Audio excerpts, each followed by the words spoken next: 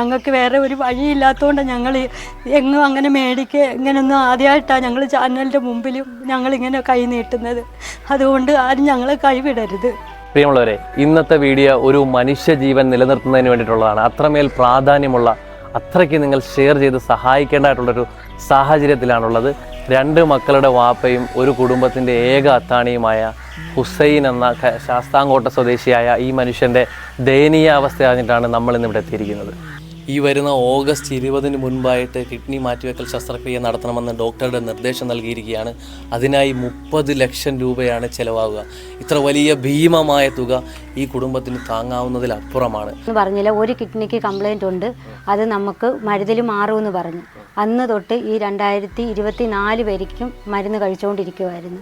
അങ്ങനെ നമുക്കുള്ളതും കച്ചവടത്തും ചെയ്തതും കച്ചവടത്തിൽ പോയതും എല്ലാം ഞങ്ങൾക്ക് നഷ്ടപ്പെട്ട് ഇപ്പം ഞങ്ങളെ കൊണ്ട് താങ്ങാൻ പറ്റാത്ത രീതി